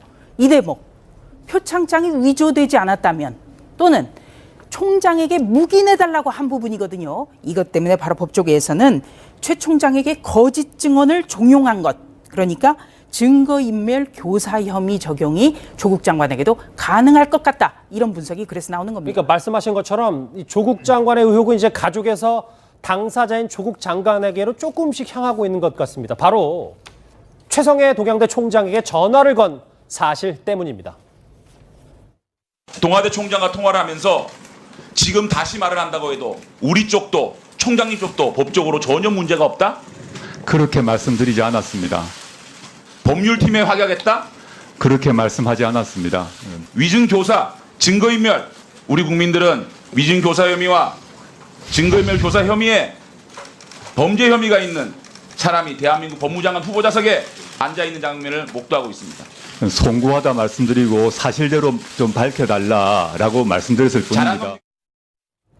그러니까 이거예요. 저 내용이에요. 정태현 변호사님. 그러니까 공소장에는 분명히 부인이 저 위조했다라는 게 적시되어 있는 마당에 그렇습니다. 그 전에, 그러니까 청문회 전날에 조국 장관이 이틀 전에 전화를 한 것 자체가 검찰이 그럼 증거인멸 교사로 조국 장관 수사할 수 있는지 여부, 이게 좀 궁금합니다. 글쎄 뭐 단순히 진술을 말하자면 이제 사건을 왜곡하려고 시도했던 건 틀림없는데 그것이 물적인 증거가 아니고 진술을 이렇게 왜곡시키라는 것이 처벌이 가능하에 관해서 이제 학설상 다툼이 있습니다. 그러나 어느 쪽으로 보거나 명색이 법무부 장관이 되고자 하는 사람이 저렇게 실체적 진실을 왜곡시키려 한다는 점에서는 비난받아 마땅합니다. 미국 같으면은 저는 그 사법 그 방해죄로 당연히 처벌을 받습니다.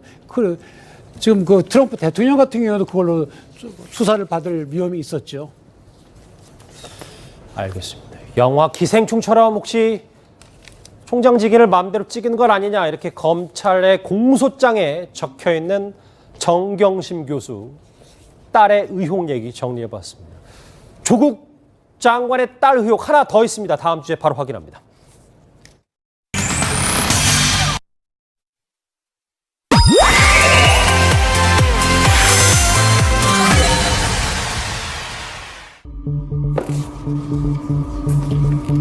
자, 주제 그대로입니다. 조국 장관 일가에 대한 수사는 계속해서 이어졌었지만 직계가족 수사는 처음입니다. 어제 조국 장관의 딸이 비공개로 검찰에 소환이 됐습니다. 이현정이. 네.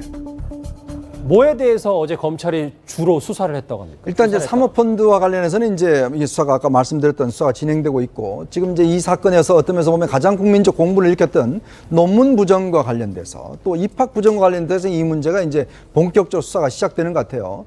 그래서 지금 이제 어제 사실 조국 장관의 딸을 이제 불러서 조사를 했는데, 제일 핵심적인 것은 이제 단국대 의대 논문 작성 과정입니다.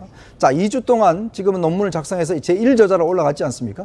자, 그 부분에 대한 이제 과정이 어떻게 되는 것인지, 자, 키스트의 허위 인턴 과정의 어떤 발급 과정이 무엇인지, 그 다음에 이제 아까 말씀드렸던 동양대 총장 표창장 문제, 이게 이제 부산대 의전의 입학과 관련된 사항이거든요. 또 하나는 이제 아마 장학금 관련된 것도 아마 조사가 있을 겁니다. 물론 이 부분 관련해서는 뭐 혐의가 되는지 안 되는지 부분은 이제 하겠지만, 아마 이제 어제 불렀다고 한다면 앞으로 뭐 자주 부를 수는 없기 때문에 이 부분에 대한 광범위한 조사가 진행됐지 않는가. 결국은 이제 앞으로 정경심 교수를 조사하기 위한 전 단계 조사가 일단 이루어지는 것 같습니다. 자, 비공개 조사의 아마 핵심은 이걸 겁니다. 조국 장관의 딸이 조 장관의 주장과는 달리 고려대 입시에서 이 문제 단국대 의학 논문을 낸 것으로 알려졌기 때문입니다. 조수임 부장. 네. 원래 안 냈었다고 했잖아요. 고대 입시와 상관없었다고 했었잖아요. 조 장관은 청문회 때 안 냈다고 그랬죠. 그래서 청문회 영상이 지금 두고두고 활용되는 겁니다. 지금 청문회 자료를 토대로 맞느냐 아니냐 이걸 가지고 근거가 되고 있거든요.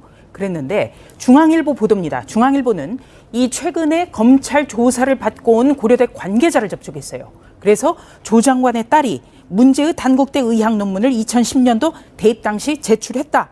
이 점을 확인을 했고요. 또 한 가지는 이 제출 서류는 당시에 12개 목록이었는데 이 논문은 바로 9번째 목록에 들어있었다. 이렇게 확인을 했습니다. 자, 지난 간담회에서 조국 장관은 이 딸 고려대 입시 의학 논문을 제출하지 않았다고 단호하게 말했었습니다. 같이 들어보시죠. 저희 아이가 입학한 고대 그 글로벌 전형이라는 것은 의학이 중심이 된 선발 과정이라는 걸 그 당시에 입학 사정관 인터뷰를 해서 밝힌 바가 있습니다. 의학 중심의 전형, 영어를 잘하는 주로 영어겠습니다만 그게 뽑혔습니다. 지금 그렇게 논란이 되고 있는 일저자 문제가 논란이 되고 있는 그 논문이 여기 제출되지 않았다는 것입니다. 그래서 그게 불법이라는 게 없다라는 말씀을 드렸던 것입니다. 그러니까 조국 장관의 주장이 장현철 평론가님, 논문이 제출된 적이 없으니 고려대 입시에 활용된 적이 없으니 당연히 불법이 아닌데 제출이 됐다는 게 지금 보도로 알려지면, 그리고 심지어 이 평가가 논문이 좀 고대 입시에 큰 영향을 미쳤다는 거예요.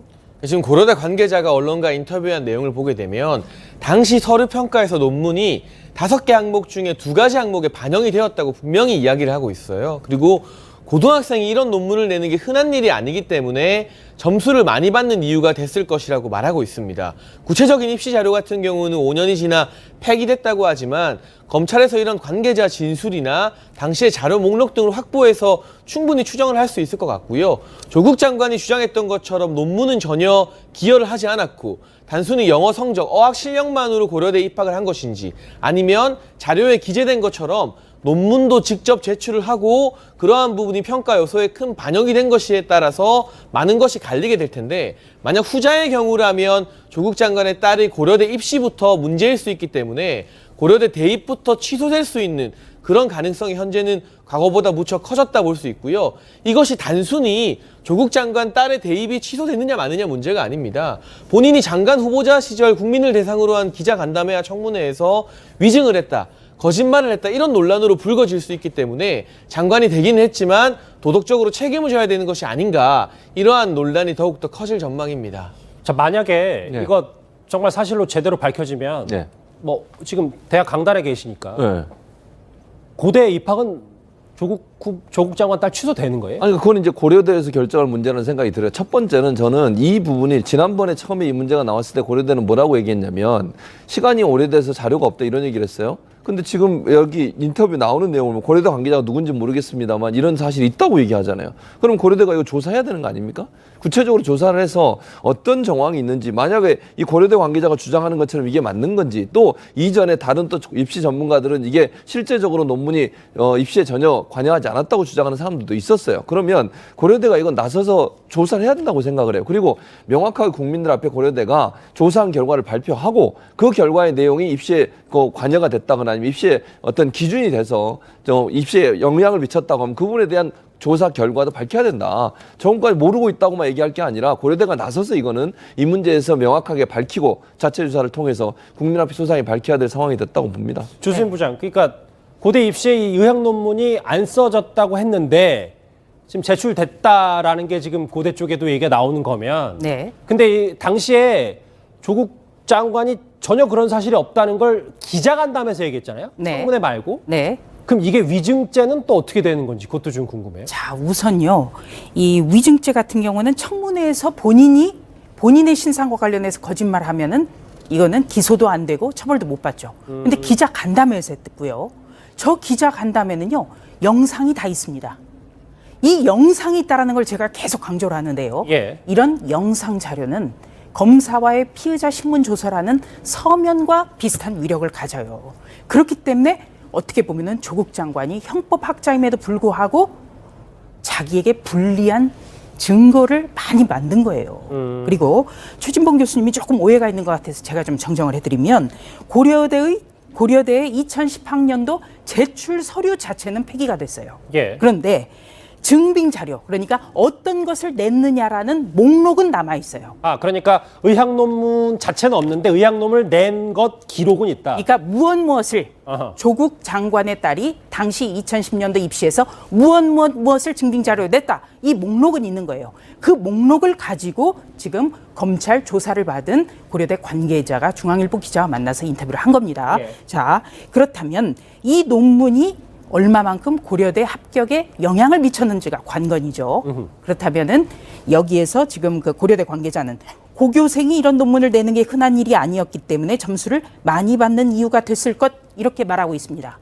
그러면 앞으로 검찰은요, 입학처장을 소환 조사할 겁니다. 그리고 이 논문이 얼마만큼의 영향력을 행사했느냐 이거를 판단하면 고려대는 이와 별개로 자체적으로 입학 취소 문제를 검토할 수 있을 것으로 보입니다. 예, 일단 고려대는 이 논문이 합격에 큰 영향을 미쳤다라는 발언을 한 보도를 통해서 했는데요. 알겠습니다. 어제 비공개 소환 조사를 받은 조국 장관의 딸 얘기까지 정리를 해봤습니다. 관련해서 댓글을 짚어보고 다음 주제로 좀 넘어가 봐야 될 것 같은데요. 예. 도대체 진실을 말한 게 하나라도 있는 건가? 컴퓨터가 3대인데 왜 2대라고 얘기했나? 구속영장을 읽어보지도 않았나? 어떻게 근거 없는 주장과 억측만 한 거지? 저에게 하는 말 같기도 하고요. 뭐 저희도 일단 공소장과 사실, 팩트를 기반으로 얘기를 하고 있습니다만 알겠습니다. 영화 기생충 속편 잘 보고 있습니다. 아까 뭐 잠깐 언급이 됐지만 영화 기생충에서 이 사문서, 그러니까 증명서를 위조하는 장면도 저희가 한번 화면으로 담아봤었는데 영화가 현실이 된다는 시청자 의견도 있습니다. 하나 더 있나요? 거짓말 얘기를 아까부터 시청자분들이 많이 하네요.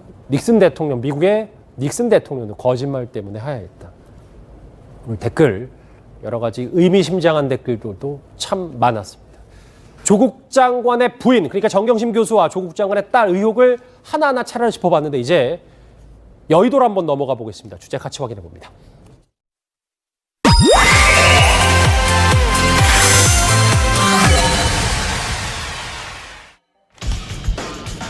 예, 현재 국회는 조국 장관 입씨름 때문에 파행 중입니다.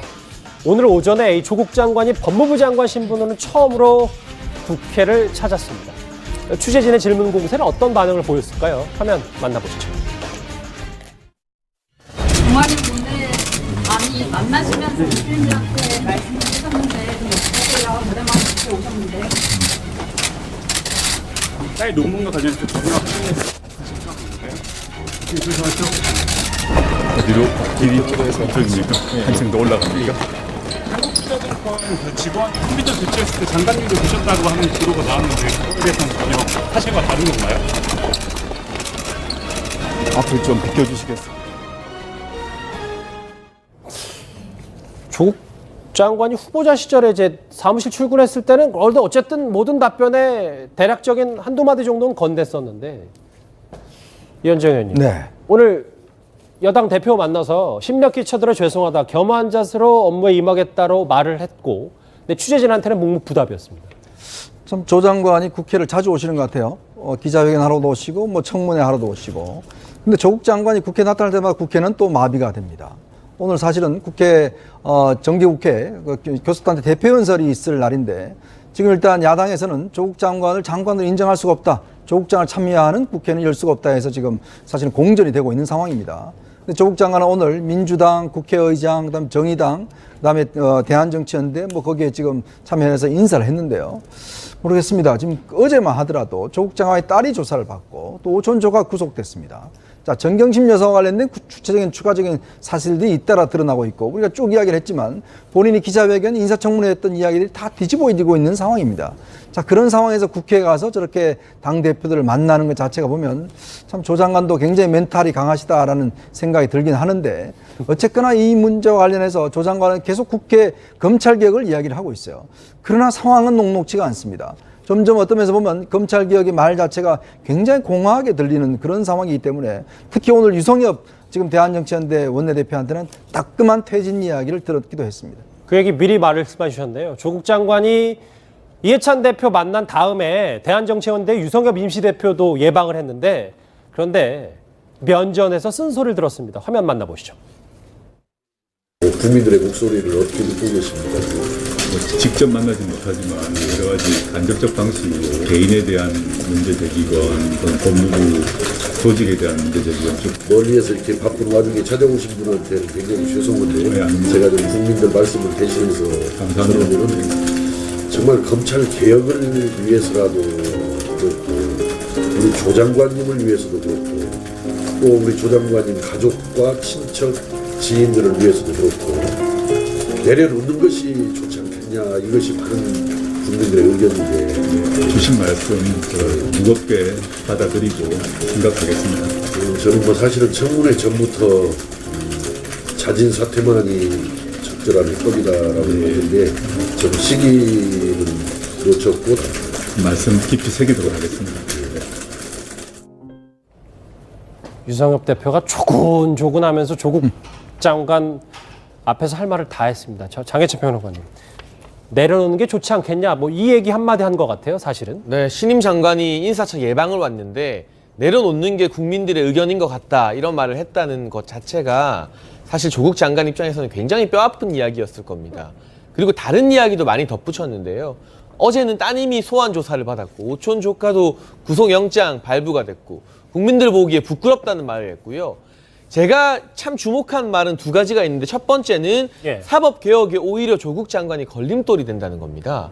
사실 저게 제일 중요해서 간 건데 조국 사법개혁을 하러 갔다 검찰개혁 때문에 내가 이 모진 고초를 감내하겠다는 게 조국 장관과 정부 여당의 입장인데 오히려 조국 장관이 그 자리에 있음으로 인해서 정쟁이 워낙 뜨거워지기 때문에 진지한 사법개혁, 검찰개혁 논의가 이루어지지 않는다. 이 부분에 대해서 유성엽 의원이 지적을 한 것이고요. 또 한 가지 두 번째로 제가 본 중요한 대목은 지금 경제가 참 어려운데 전국이 조국 블랙홀에 빨려 들어가서 경제 민생 챙기기가 어려워졌다는 말을 했습니다. 아닌 게 아니라 원래라면 정기국회, 교섭단체 원내대표, 대표연설 일정이 진행이 되어야만 합니다. 그 일정 이후로는 예산안과 관련된 이 줄다리기가 있어야 돼요. 민생을 챙겨야 되는데 지금 조국 장관이 장관 자격이 있느냐 없느냐 이 문제로 여야가 협상을 못해서 이 일정이 다 늦춰지고 있잖아요. 결국에는 조국 블랙홀 때문에 이 첨예한 민생 문제가 뒷전이 돼버린 셈입니다. 사법개혁도 조국 장관 때문에 걸림돌이 되고 경제도 조국 장관 때문에 논의하지 못한 이 현실을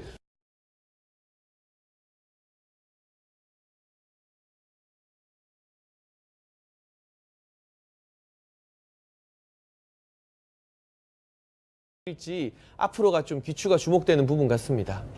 여러분들 화면에 안 나와서 궁금하실 텐데 황교안 대표는 어제 삭발 투쟁 이후에 촛불 집회되었고 이 조국 장관의 예방을 거절했습니다. 여론조사 한번 보실까요? 조수진 부장. 네. 추석 이후에 오히려 조국 장관 반대 여론이 높아졌다라는 게 대체적인 평가인 것 같습니다. 그러니까 한마디로 말씀드려서 추석날 온 가족이 모여서 조국 장관에 대해서 이야기를 한 거죠. 이것이 정의냐? 과연 진실이라는 게 있느냐? 저희 집에서도 했거든요. 그렇기 때문에 아마도 저런 여론이 계속되지 않을까. 또 정기국회가 시작이 됐습니다. 정기국회 때는 국무위원들이 모두 출석을 해야 됩니다. 야당 의원들이 출석하는 국무위원 중에 당연히 타겟은 조국 법무부 장관이 될 겁니다. 그렇기 때문에 여론은 그렇다면 더 흔들릴 가능성이 있고요. 한국당 같은 경우에는 바로 조국 장관의 사퇴 문제를 거론하면서 지금 황교안 대표가 삭발을 하는 초유의 일도 벌어졌습니다. 맞아요. 그렇기 때문에 한국당에서는 오늘 조국 장관의 예방을 거부한 것이고요. 제가 조금 전에 유성엽 의원과 대화를 좀 나눠봤습니다. 그랬더니 사태 파악을 너무 못하고 있는 것 같아서 작심하고 만났다. 이렇게 이야기를 했습니다. 그래서 오늘 발언을 보면 오히려 검찰개혁에 걸림돌이 되지 않을까 우려스럽다. 이런 말도 했고요. 예. 국민들 보기 부끄럽다. 조 장관을 임명해준 문재인 대통령과 지지해준 국민께 큰 부담이 되지 않겠느냐. 이렇게도 이야기를 했습니다. 그래서 제가 면전에서 그래도 이런 얘기를 하는 거는 대단한 것 같다라고 했더니 녹두 장군 전봉준이 괜히 정읍에서 태어난 게 아니다. 이런 이야기도 했습니다. 지역구가 전북 정읍이거든요. 예. 그러니까 어쨌든 본인은 법 여건이지만 조국 장관에게 할 말을 했다라는 얘기인 거죠. 알겠습니다. 자, 오늘 뭐 자유한국당에서는 뭐 잠시 영상으로도 만나봤었어야 되지만 김문수 전 지사와 강효상 의원도 삭발 투쟁에 동참을 했습니다. 정치권 다시 한번 조국 장관의 소용돌이를 치고 있습니다. 다음 주제 서초동으로 한번 마지막 정리를 해보겠습니다. 다음 주제 바로 확인합니다.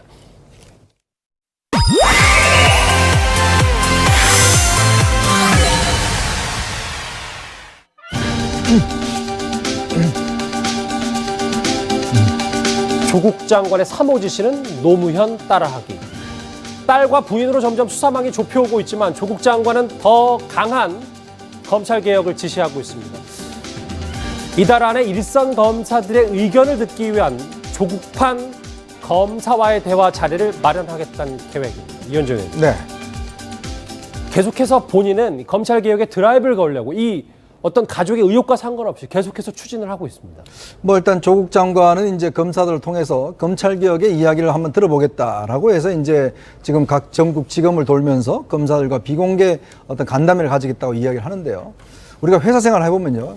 제일 싫은 게 뭐냐면 사장과의 대화, 회장과의 대화가 제일 싫습니다. 위험한 말씀 아니십니까? 그렇죠. 왜냐하면 그 사장과 어떤 인사권자잖아요. 인사권자 앞에서 쓴소리를 누가 하겠습니까? 다 아시겠지만 2003년도에 노무현 대통령 때 검사와의 대화가 있었잖아요. 그때 쓴소리 했던 검사들 하나도 남아있는 사람이 없습니다. 자, 똑같은 이야기예요. 본인이 듣겠다고 이야기를 하지만 검사의 인사권을 가진 사람이 검사한테 무슨 이야기를 듣겠습니까? 예. 더군다나 지금 일단 일선지검에서 서울중앙지검 같은 경우는 자신과 관련된 사건들 수사를 하고 있어요. 자, 근데 그런 사람들을 모아놓고 무슨 이야기를 듣겠다고 저는 검사와 대화를 하는지 참 이해할 수가 없는 것 같습니다. 주수인 부장, 근데 뭐 이것도 뭐 검찰 내부에 다의 중론은 아니고 뭐 일각에서는 진짜 누가 누구한테 개혁을 얘기하냐라는 의견도 있는데, 그런데 이 법무부 장관이 지금 피해자 신분이라면 네. 검사 복무 지침상 일선 검사들과 피해자 신분의 만남 자체는 가능한 겁니다. 결론적으로 불가능합니다. 그래서 조국 장관이 검사와의 대화를 추진한다고 어제 제가 얘기를 듣고 참 검찰을 몰라도 너무 모른다 이 생각을 했어요. 검사는 피의자를 만날 수가 없습니다. 만날 수 있는 방법은 조사실에서밖에는 만날 수가 없습니다. 아, 그래요? 네, 대화 유일하게 가능한 방법이 있습니다. 주임 검사와 대화를 하면 되죠. 피의자 신문 조서 때. 네, 그렇기 때문에 검사들 같은 경우는 특히나 만난다는 것 자체가 수사에 압박을 주는 거다. 이렇게 지금 받아들이고 있습니다. 가족 수사예요? 예, 노무현 전 대통령 따라하기 아니냐라는 시각도 있습니다만 노무현 전 대통령이 조국 장관처럼 본인도 그리고 가족도 수사를 받는 입장은 아니었지 않습니까? 검사 복무 지침에 따라도 이거는 할 수 없는 일입니다. 그런데 조국 장관이 그걸 몰랐단 말입니까? 그러면 검사 몰랐으니까 아마 추진했겠죠. 알면서도 추진했겠습니까? 알겠습니다. 과거 2003년에 사실 너무나도 유명했던 노무현 전 대통령의 검사와의 대화가 생각난다는 말도 있습니다. 당시 모습 화면으로 만나보실까요? 부산 동부지청장에게 청탁 전화를 하신 적이 있습니다. 그때는 왜 검찰에 전화를 하셨습니까? 이쯤 가면 막 하자는 거죠. 우선 일이 되면 양보 없는 토론을 할 수밖에 없습니다. 청탁전은 아니었습니다. 과거 시대의 경험을 덜 가진 사람들을 빨리빨리 위로 좀 밀어 올리자. 문제 있던 그 시절에 또 특별히 많이 젖어 있었던 사람들, 그 사람들이 빨리 교체되면 낫지 않겠느냐.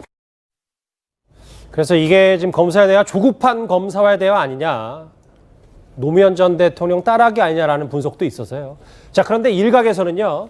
판사 출신의 서기호 변호사는 윤석열 총장이 검찰개혁을 막아야 한다는 이 후배 검사들의 요구를 외면하지 못하기 때문에 이렇게 조국 장관 수사에 열을 올리고 있다. 이렇게 분석했습니다. 같이 들어보실까요?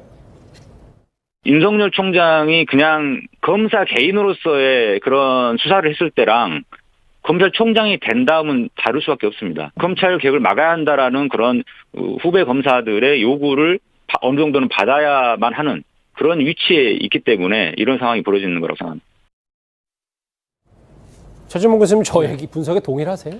뭐 그렇게 볼 수도 있다는 생각은 들어요. 그러나 그거는 지금 당장 우리가 이렇다 저렇다 판단할 수 있는 문제는 아니라고 봅니다. 왜냐하면 이제 서기호 지금 전 판사 같은 경우에는 검찰의 조직적인 저항 이런 부분들을 강조해서 말씀하신 것 같은데 그 부분은 지금 당장 그게 맞다 틀리다 얘기할 수 있는 상황이 아니라고 생각이 들어요. 무슨 말씀이냐면 검찰이 수사를 해서 어떤 결과를 내놓고 그 결과의 내용이 증거에 명확하고 또 법원에서 판단을 내리는 것까지 다 봤을 때 그게 논리적으로 문제가 없다고 생각한다면 그거는 그렇게 얘기할 수는 없는 거죠. 그러나 이제 앞으로 검찰에서 조사한 내용과 재판을 통해서 결과가 어떻게 나오느냐에 따라서 저 말이 또 힘을 얻을 수 있는 상황도 될 수도 있다. 중요한 건 윤석열 검찰총장이 정말 아무 관심 없이 그러니까 다른 어떤 영향받지 않고 본인이 정말 검사로서 검찰총장으로서 원리 원칙을 지키는 차원에서 할 수 있도록 하는 그런 어떤 자세를 취하는 게 중요하지 않겠나 이런 생각이 듭니다.